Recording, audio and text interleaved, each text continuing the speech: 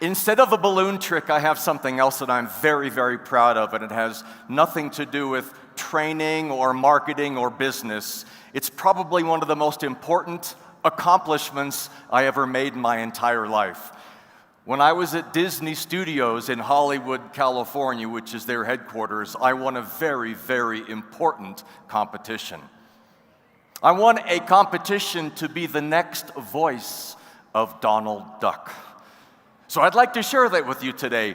Hello, everybody. How are you today? You.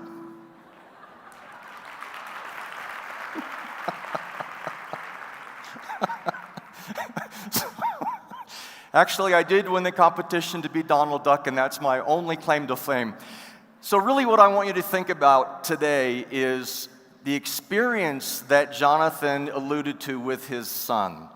And when you think about marketing, you think about the Exma theme of Beyond Marketing, I'd like to share with you a thought about this opening slide is how do you create a lasting brand?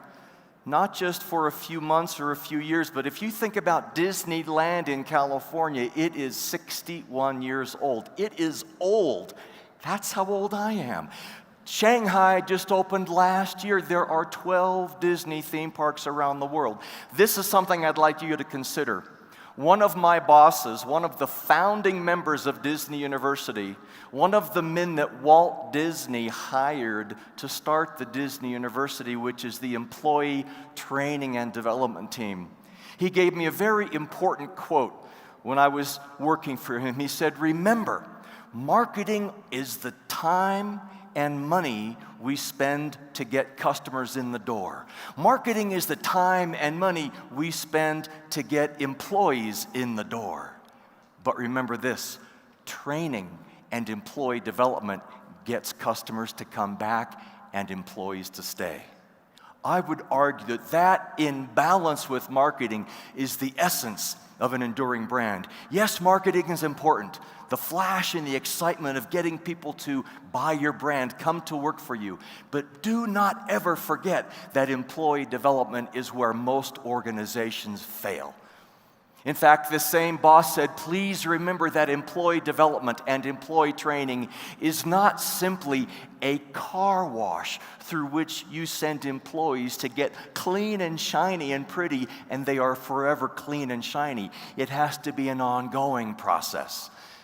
So I'm going to share with you 7 lessons from my experience and my career at the Disney organization, at the Disney University, which is the hub of the wheel, so to speak. It's the core of the brand. It is the keeper of the culture. And when I wrote this book a few years ago, I talked with so many former executives, some of whom have already passed away because they were already so old, but they talked about their experience with Walt. The man who was the founder of the university, I've got a quote from him on the screen right now. This is the most set of words you'll see. This is what he said. "If we're going to have a great brand, if we are going to have an enduring brand, we have to combine with the efforts of the marketing team. But most important to us is how we take care of our own employees." This man's name is Van France, and he said, as we take care of our employees, backstage, back of the house, in break rooms, in meeting rooms, while walking down the hallway and greeting each other, that creates the kind of experience that Jonathan just explained about with his son. If we are mean to each other, if we are indifferent to each other backstage, we will be indifferent to the people who come in and spend money to be with us. So it doesn't matter how strong marketing is. The true litmus test, the true challenge of your organizational culture is always, always, always back of the house. So I want to share with you 7 lessons. And I would argue that each one of these lessons can be enjoyed by anyone around the world. I work with companies large and small, not-for-profit, for-profit, financial sector, healthcare, small family-owned businesses, and everyone that I see that is successful incorporates some version of these 7 lessons. So this first lesson, I think, is really the secret of Disney, is keeping things simple. In our massively complex lives, and you know how complex it's become, this man, Van France, the founder of the university, said, We have to make life simple for our employees. If we, as the Disney University training team, have to make training easier. If we make training easier for our employees, they will understand the brand. If our employees understand the brand, they will help our customers understand the brand. So Van said, what is Disneyland? It is a giant factory. It is a giant factory with millions of moving pieces, very dangerous machinery, lots of activity, and lots of people. And Van said the difference between our factory and an automotive factory is we invite millions of stupid people into our factory every year. And I'll always remember, I said, Van, how rude is that? You call our customers stupid? He said, yes. We have spent so much money theming Disneyland to have bright lights and pretty moving parades. People lose their brains when they walk in here, so we have to take care of them. How do we take care of our customers? Is we take care of our employees. So this is the secret right here, and if you get nothing else from my presentation, take this away. I want you to think of these 4 words. Safety is number 1. If we kill too many customers, they're not coming back. If we kill too many employees, they're not coming back. So safety is number 1. This is a protocol. Then let's be friendly. Let's be courteous. Safety, courtesy. Let's make sure that we put on a really good show, that our uniforms are clean, the bathrooms are clean for our employees as well as for our customers. And least important is how many customers we get through the lines, through the restaurants, through the places where we sell overpriced Mickey Mouse dolls. Safety, courtesy, show, capacity. This has been in place for 61 years. This is the how. The what of Disneyland is to create the happiest place on earth. And everybody says, oh, yes, that's wonderful. But how do you create that? How does your team create your brand? The specific tactics. Most companies fail with this. And so Van, as a creative trainer, said, let's make sure these are more than words. And I'll always remember when he first introduced this concept, he was training a bunch of executives and middle-level managers and frontline employees. And he said, safety is number 1. We all understand that. But let's pretend that right now we are working as an hourly employee in a store in Disneyland. And our job is to work on the cash register and sell Mickey Mouse dolls and t-shirts. And so you're selling a lot of goods, you're selling a lot of t-shirts, and you're thinking, yeah, I'm doing it because I'm hitting capacity. He said, that's the least important. What I want you to do if you're working in the store is I want you to always be scanning the room. Make sure that Mickey Mouse dolls haven't fallen onto the floor, because that's a trip hazard for employees and customers. So you're always scanning the room for safety. Once that's taken care of, let's be courteous. How many people really know what courteous looks like and feels like? Van didn't leave that to chance. He said, if we're going to build our brand, we have to be specific. So he said, this is what courteous looks like. When you're working at that cash register and you have 8 hours to sell t-shirts, I guarantee you the following will happen many, many times a day. 15, 20, 30, 40 times a day. Customers will come up to you and ask stupid questions. Remember, he said stupid people come into the park because they're all looking at the pretty lights. They're going to come up to you and they're going to ask one of 2 questions. So you're busy working on the cash register, selling t-shirts, selling Mickey Mouse dolls, and customers come up and say, excuse me. Yes, how can I help you, ma'am? What time is the 3 o'clock parade? What? Yes, what time is the 3 o'clock parade? Well, today for you, we have an extra special time. Well, what you're supposed to say is, ma'am, sir, today the 3 o'clock parade it's at 3 o'clock. And if you don't mind, could I show you my favorite spot where I always watch the 3 o'clock parade? And this is the key. Van said, you have already scanned the store. There are no trip hazards on the ground, so safety is taken care of. Let's be courteous now. So you leave the cash register, you leave your desk, and you walk that guest over to your favorite spot to watch the parade. And notice my hand is open. You don't say, it's over there. It's amazing how many guests over the years have said, do you realize when you ask a Disney employee where something is, they go like this. No kidding, because we trained them. We did not leave it to chance. Just because you say courteous on a poster does not mean everybody understands it. The other question you will get is, you're ringing up sales and guests come up to you and they say, excuse me, where's the bathroom? Well, there's a giant sign right there that says, bathrooms are here. And so you are going to want to say, the bathrooms are over there, can't you smell them? Van said, that's not for us, that's for Universal Studios. Disney won't do that. We say, sir, ma'am, let me guide you to the bathroom. That's the point, is that specific protocol. Safety, courtesy, show, capacity is massively simple. But most organizations don't have the how on bringing their brand to life.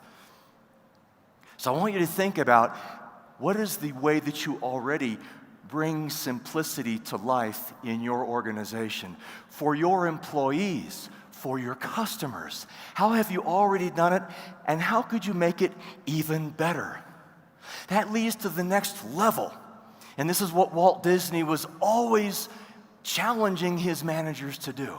And again, it's building and maintaining the brand. It's beyond marketing. He called it plussing the show. Plussing is always improving. And the way that I learned this was from one of my managers who was an 18-year-old ride operator on the Jungle Cruise ride. The Jungle Cruise, which is the Amazon dark jungle, lots of wild animals. And this man said, I'll always remember when Walt Disney rode on all of the boats on the Jungle Cruise. Walt Disney always came into the park and tested the product. He said, I'll always remember when Walt Disney pulled me aside and the other boat drivers. He got us off the boats. He put other boat drivers on, and he took us over to the corner of the loading dock, and he gave us very critical feedback. He said, what is your job as a boat driver? And we said, well, Walt, it's to maintain safety, courtesy, show, capacity. He said, exactly. None of you did a good job with show. You were safe, you were friendly, you loaded the boats properly, you unloaded the boats properly, but you were disconnected. And then he gave an example because Walt himself was a great trainer. He said, what happens during this 7-minute ride? About 3.5 minutes into the ride, what happens? Because all of you ruined it. We didn't know what he was talking about, this guy said. Walt said, you as a team have to continually plus the show. If you don't continually build the brand every single hour, you will lose the trust of our guests. And if you lose their trust, it's going to take years to regain it. So he said, what did you do that was so bad at 3.5 minutes? We didn't know. He said, so tell me, what happens at 3.5 minutes into this ride? And we all said, well, that's when the hippopotamus jumps out of the water. And Walt said, exactly, just like we have programmed the hippo. Let me go back one slide. So he said, what happens when that hippo jumps out of the water? And we said, well, the hippo goes roar and sprays water on people. What do the guests do? Walt said, well, they scream and they yell, exactly like we've programmed them. But then here was Walt's main point. What did you do today when the hippos jumped out of the water? And we all thought about it, and then we knew what he was saying. None of us had been connected. We had been mechanical, robotic. Walt said, I know you've seen the hippos jump out of the water multiple times this summer, but this is not an appropriate way to respond. You're driving the boat, the hippo jumps out of the water and scares all the guests, and you were all going like this. Another day, another hippo. Not appropriate. You have 7 days to practice looking surprised because I'm going to come back. In fact, he said, relative to the $7 million we have invested in this ride and the millions of dollars we have invested in marketing to get people into our park, how expensive is a smile? That costs nothing. So yes, I know that in Colombia you have tax reforms and you have regulatory issues that are restricting budgets. Every organization around the world has restrictions. That's why I shared the story. How expensive is a smile? Doesn't matter how many restrictions there are many things you can do that will plus the show that'll make a difference to your employees as well as your guests. The next building block for taking your brand beyond marketing is, again, phrases that we always use all the time, and it's how do you create service magic? And Jonathan talked again about his feeling with his son going into Disneyland, and this is a very well-crafted, well-created brand within the company. And one of the things that Van France did is he said, let's make sure that hippopotamus story is never forgotten. We are all in show business. Let's make sure that we never forget to put on a great show. So to build on that brand of show business, let's use show business terms. Let's make sure we all have a laser focus on expectations. Don't forget the hippos. Let's make sure we know what good show means and what bad show means. Let's know when we are on stage. When are we backstage? So when we're on stage, we react accordingly. When we're backstage, we can relax. But don't blend the two. And quite frankly, most organizations fail miserably at this. I was doing some work recently with a hospital. They were trying to fix their brand. One of the problems with their brand was that they were killing patients. Just to let you know, killing patients is bad show on stage. They did not have a clear delineation between back of the house and front of the house. Most companies don't. They realized that when their doctors and nurses and orderlies were leaving a break room and going to work, they didn't properly wash their hands. They didn't transform from back of the house behavior to front of the house behavior. And this is exactly what Van France said we needed to be in charge of.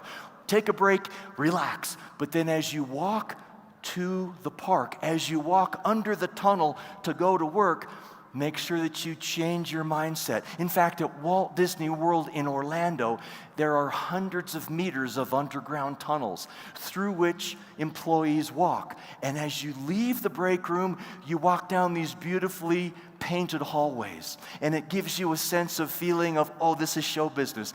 And this is the interesting point. As you get to the end of the hallway, there is a full-length body mirror. And above that body mirror is a little sign that says, "Are you show ready?" And it gives you a chance to look in the mirror and say, "Oh, no, not quite," or "My wig is kind of crooked," or "No, I got that piece of food stuck in my mouth."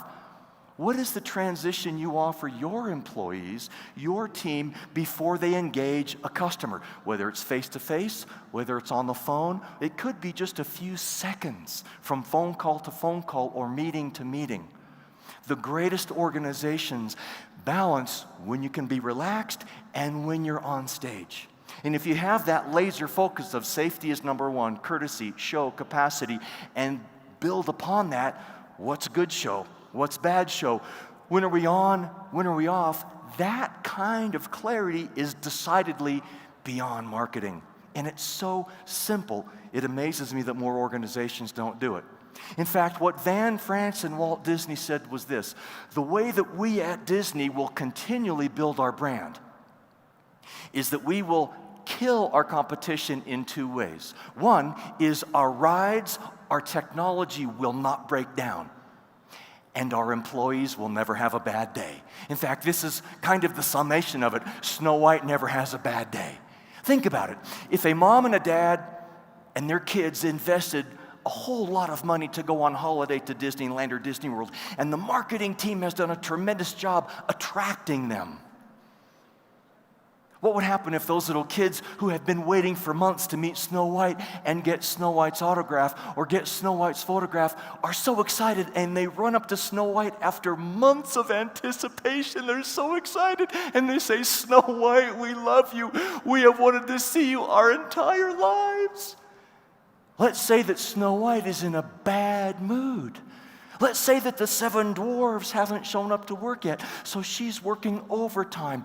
And those kids are saying, "Hello, Snow White, please give us your photograph or autograph." And pretend that she does this. "What do you want?" Maybe it's even worse. Maybe her wig is pushed back on her head, and she has a big cigarette hanging out of her mouth. And through tobacco-stained teeth, she snarls, "Leave me alone." Do you think Mom and Dad are saying, "Oh, honey, aren't you so glad we spent our entire life savings to come to Walt Disney World? Isn't this lovely experience?" Of course not. They're beyond angry because they saw the transformation of Snow White from a beautiful being into Cruella de Vil. So I want you to think about this when you consider the training of employees within your organization, whether it's 2 people or 200 or 20,000. This is how you go beyond marketing, is you empower employees. I call it popcorn empowerment. It's about helping people do more with what they already have. It's helping your employees get out of their comfort zone. So here's a little opportunity for all of you. I'm a trainer at heart, and I know that we have a whole lot of people in this room and a whole lot of people downstairs watching on camera. I want all of you to stand up. Everybody stand up. Stand up, please. Beyond marketing means, in many cases, getting out of your comfort zone. So beyond marketing has to start with you. Beyond yourself, let's call it. So here's something that I would argue is massively important. Get out of your comfort zone. Try something different. Try something new. Don't just create a marketing plan for your company. Create a plan for yourself. So all I want you to do, shake out your hands and then fold your arms. Just like when you're listening to your spouse or your kids. Yeah, right, I want you to notice which arm is on top. Where are your thumbs right now? Feels pretty good, right? Yeah, this is good, all right. Now, shake out your hands. Don't hit anybody. Shake them out. Refold your arms, but put the other one on top. It doesn't quite work, does it? It feels kind of odd. All right, shake out your arms, have a seat. This is my challenge to you. Empower yourself to do more. Just like I have on the screen right now, if you have an environment of trust in your family, in your business, when you have trust, you'll take more risks. When you have trust and you combine that with training, you will have a massively more empowered, engaged workforce than if you don't. Just like I asked you to do right now to refold your arms, that didn't feel comfortable. Most organizations fail because they tell their employees, let's get beyond marketing, let's build a brand, go figure it out. And the employees are left wondering, well, what do I do and how should I change? I don't know how to change. It feels uncomfortable. So I want you to start with yourself and demonstrate to yourself that you can work out of your comfort zone. So I'm going to share with you an example of putting all of this together and building this massively strong, long-standing brand called Disney. A couple of years ago, I did a presentation in Canada for a major Canadian company, and their president was introducing me to 500 executives. And he said, the way that we are going to strengthen our brand is not through price, is not through marketing, it's through heart. It's through the experience that Jonathan talked about. And he said, I'm going to share with you all a story about heart that I just experienced at Disneyland. So he went on and he told a long story about he and his wife and his 6-year-old daughter had just gone to Disneyland. 6-year-old daughter. And he said, yes, thank you to the movie Frozen, my 6-year-old daughter wanted to be a princess. So my wife and I invested a whole lot of money in tickets and airplane flights, and we bought her a very expensive Snow White costume because she loves Snow White.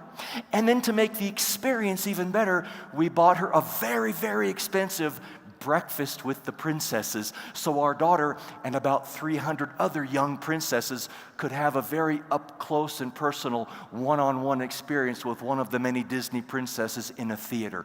Get autographs, get photographs. Then this man who was introducing me started to cry. And I'm thinking, how strange is this? A president of a company talking to 500 executives started to cry because he was about to talk about the experience that they had. He said, my wife and I are now in Anaheim, California with our daughter. And our daughter is in her Snow White costume. And we're sitting at a table with 8 other young girls and their parents. There are 300 in this beautifully created theater. So the brand is perfect. The stage is set for excellence. And then he said, but we were about to have disaster.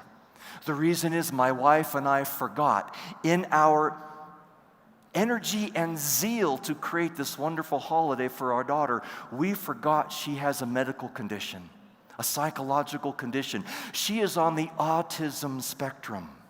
She is on the autism spectrum, and that means that bright lights, loud noises, theatrical smoke can cause her great stress. Now he's crying uncontrollably, and I don't know what he's going to talk about. So he says, so my wife and my daughter and I are sitting at this table, and I look at my daughter in her Snow White costume, and she looks so happy. And I'm thinking, yes, we did it. It's great. And then it all fell apart. He said, the lights started to flash, the strobes. The announcement came over the loudspeakers. Ladies and gentlemen, boys and girls, welcome the Disney princesses. And the doors to the theater opened, and in came all the princesses, and the theater exploded with energy. The place is pumping with energy. And I look at my daughter, and she's gone.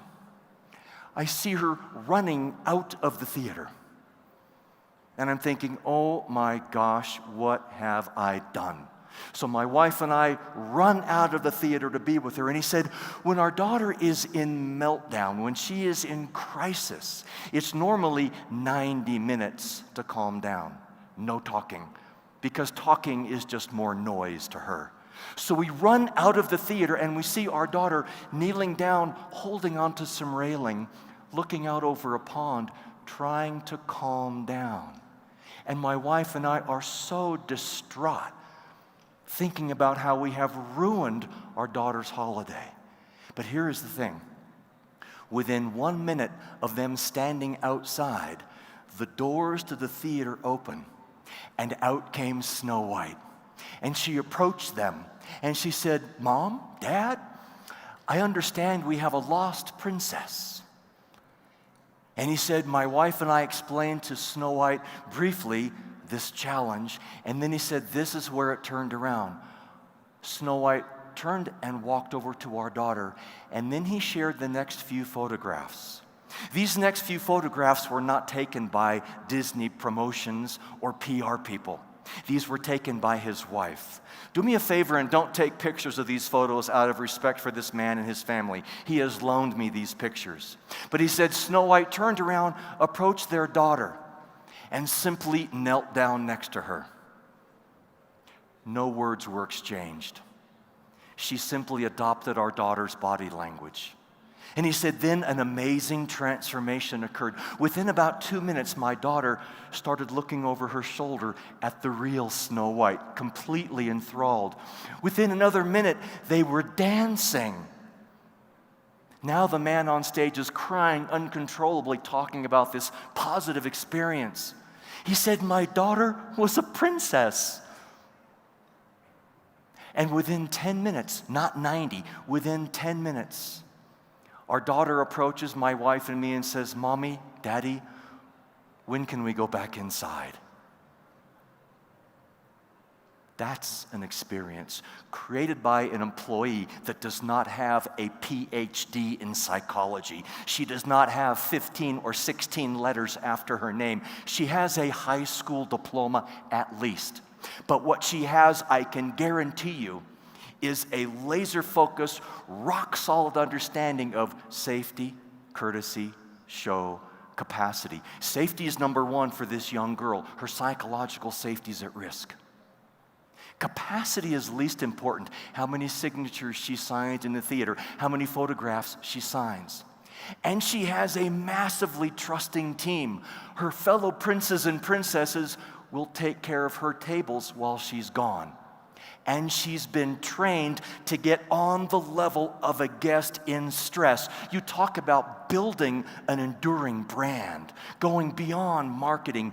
This is the essence of why Disney has lasted for so many years. And this is the key. Anybody looks good.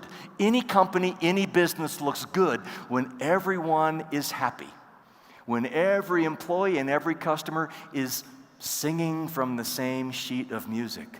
But what separates the good from the outstanding is how we handle challenges.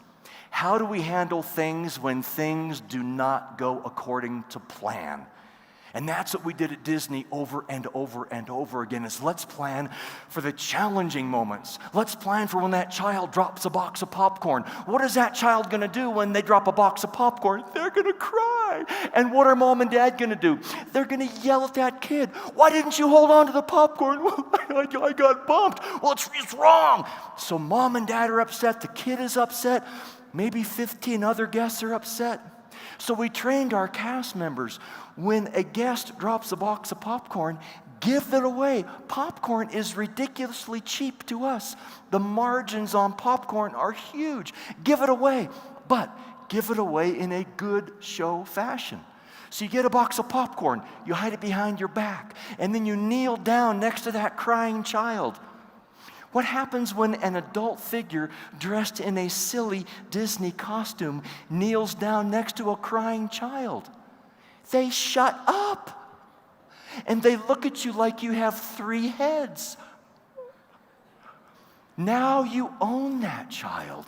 And mom and dad have stopped yelling. And these 15 other guests have stopped yelling. And you're going to take it to another level. You're going to plus the show, like Walt Disney said. You're going to say, hey, buddy, I know that's your popcorn. Do you mind if I tell you a secret from Mickey Mouse? Oh, my God, now they are so enchanted. Yes, please tell me the secret from Mickey. Well, Mickey Mouse saw you drop your popcorn, and Mickey Mouse is so sad. And he wants to know if it's okay with your mom and dad if I give you a free box of popcorn. I guarantee you, before I get that popcorn out to here, mom and dad are going to be saying, give my kid the popcorn, hurry up. So for a 25-cent investment in popcorn, minimal investment, maybe an hour of training on how to give that popcorn away. I have a 16-year-old, 18-year-old employee who is a brand ambassador. They are a happiness ambassador, and they're looking for other guests that are having a bad day.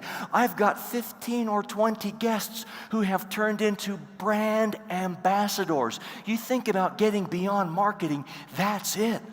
When those guests go home, what are they going to talk about? The multi-million-dollar hardware or software system on Pirates of the Caribbean that kept them alive? No, they're going to talk about that free box of popcorn. That's extending the brand well beyond marketing. Where did this begin? With Walt Disney. It began with his DNA, his culture. Before Disneyland started in 1955, he took a bunch of executives into the park, onto Main Street. Main Street was not even paved. It's lined with beautiful stores. And he had 30 or 40 executives kneel down with him on Main Street, and he asked them 2 questions. First question is, what do you see? And they said, Disneyland? He said, no. What do you see that's wrong? Oh, it's not done yet. No. He said, all of us are about the height of a 4-year-old child right now because we're kneeling down. And they said, yeah, we get it. He said, now look up and down Main Street. Look at all those beautiful window displays that our Imagineers have so dutifully created. We have branded this tremendous experience, but can any of you see in the windows? No, because the window sills are too high. They were designed with adults in mind, not with kids in mind. You have 3 weeks to go lower the height of the windows. That isn't expensive plussing the show compared to asking the operators on Jungle Cruise to smile. So that gives you an example of Walt Disney's mindset about building an enduring brand. He was equally intrigued with the physical plant, the hardware, and he was equally intrigued with the personal interaction, the software. Think about your organizational culture, which is the base of everything when you think of brand. Are you more focused on the hardware or the software? Because the brands that extend beyond competitors focus on both. A couple of more lessons. Have a team that believes you. Capture hearts and minds. I mentioned the importance of culture. And this is exactly what Walt Disney and the founding members of the company realized.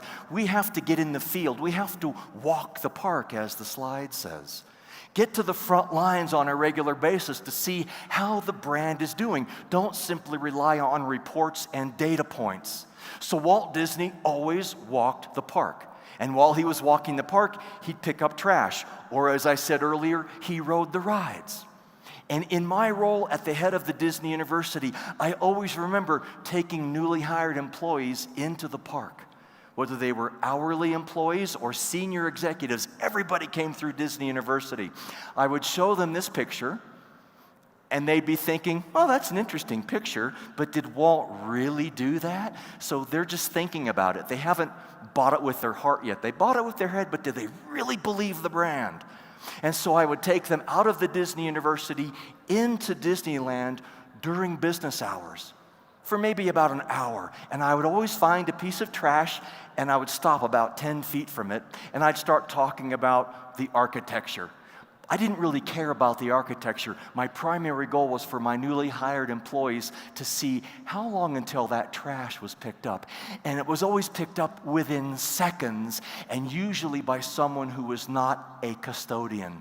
Usually by a senior executive walking across the park, going to a meeting, or coming back from a meeting, or another hourly employee who was clearly not in a custodian uniform. And when my newly hired employees would see that non-custodian person bending over, picking up trash and throwing it away, the message instantaneously went from the head to the heart. That solidified the brand for our employees. That creates an enduring brand for employees who then create the enduring brand for guests. So I want you to think about how to create the happiest place on earth is a real fun tagline, but it's a lot of work. And one of the things that we focused on so much was realizing that culture is more than a coat of paint. Culture is more than a marketing plan. Culture is more than a fancily colored t-shirt. Walt Disney fully realized that if he built Disneyland on sandstone or on a marsh, basically no foundation, it would not have lasted, regardless of the marketing plan. So I want you to think about the values that you have in your organization, the bedrock, the foundation upon which your marketing plan is built, your customer service plan is built, your employee training is built. What is the status of your culture today? Culture is what people do every day without having to be reminded or told, such as picking up trash. Everybody at Disney picks up trash automatically because they buy it with their hearts.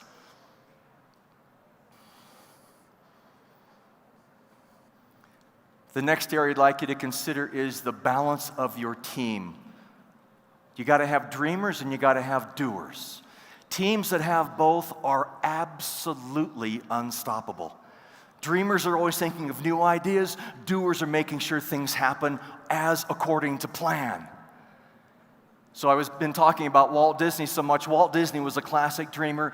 His brother Roy was a doer. So I'd like you to think, where are you on this dreamer-doer continuum? Are you more of the creative, crazy person like Walt, or are you more of the operations person like Roy? And most important, who balances you out? Who is your contrarian thinker? Because if you do not have a contrarian thinker, your days are numbered. If you have dreamers and doers who are constantly challenging each other and have creative tension, I guarantee you'll be successful. You'll have an enduring brand. But if you only have a dreamer or a doer, or you have no succession plan, I guarantee you your days are numbered.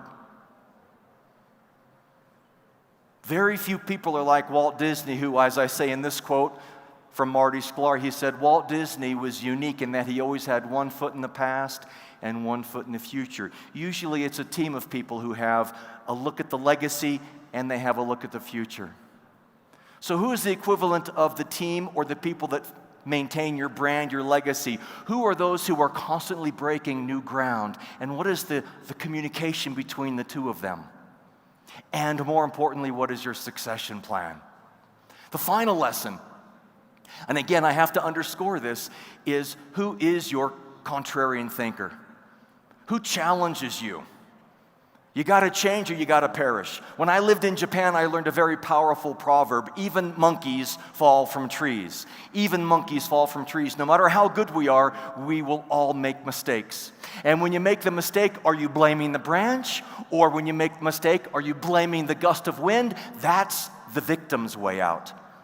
The strongest leaders are the ones who are going to say, it's not the branch's fault, it's not the fault of the wind, it's not the fault of regulatory agencies or the price of a barrel of oil, it's my leadership style or it's my organizational culture. It's beyond marketing, it's the essence of what we are. So let me introduce to you my mentor, Van France. Look at the twinkle in his eye, and then look at these words on this memo. Look how creatively written these words are. Has anybody ever written a memo to a colleague or a boss and said, I think we're suffering a little bit from arthritis of the imagination? Van France used this memo to challenge Walt Disney. Van France had left Disneyland for 2 years in the early 60s. And he came back, and so he had a new perspective on the company. He saw some weaknesses. He saw the brand a little bit weaker than it was before he left. And the brand problem was a lack of employee development and training. So he sent a memo to Walt Disney challenging Walt on, we have become lackadaisical. We've become a little bit too arrogant. But Walt was so creative, and he had an attention span about that long. Van was a great salesperson. He knew that if he put a bunch of numbers and charts and graphs in front of Walt, Walt would have fallen asleep. So Van was a brilliant salesperson. He was a truth teller and a salesperson. And because of this memo, the Disney University was born. Millions and millions of dollars were released by the company to further improve employee development, to further improve the brand, much farther beyond marketing. So I want you to think about this as we start to bring this to a close. Who is the equivalent of Van France in your company? Who is the equivalent of Van France in your division or your department? If you have a Van France, bravo, it's fantastic. If you have more than one Van France, it's even better. You should have multiple equivalents of Van France, older people, younger people, men, women, different backgrounds, different cultures, who bring to you a different perspective. Not all of us see things the same way. Do you see it like I see it? I hope not. I hope you bring a different perspective, is what Van brought to Walt Disney. Van helped Walt Disney break out of his own rut. And quite frankly, the difference between a rut and a grave is just a meter or two.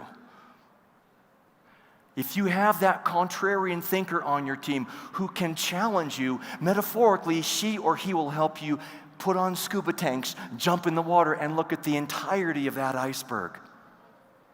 So I'm going to finish with this story and a couple of quotes. You look at that slide. I'm going to run that slide one more time. I love that slide. Check that out. 3 years before we opened Tokyo Disneyland, it opened up in 1983. In 1980, we were told by the Japanese government, there is a regulation in Japan that does not allow trains that transport people in a theme park. Not allowed. And we said, are you kidding? What a stupid regulation. Stupid government always gets in the way of doing good business. Oh, this is just stupid. And we almost pulled out of a billion-dollar project because of the stupidity of the Japanese government. It wasn't our lack of creativity. We said, are you kidding? We have multiple stations in our theme park in Florida, and nobody ever gets hurt. We have multiple stations in our theme park in California, and nobody gets hurt. We always transport customers. And the Japanese government said, no transportation allowed. It wasn't until we started hiring young Japanese college graduates who they brought to us a Van France perspective of looking at things differently. I'll always remember the solution was so ridiculously simple, and it was brought to us by a 22-year-old newly hired employee. This Japanese guy said, I think I've got the answer.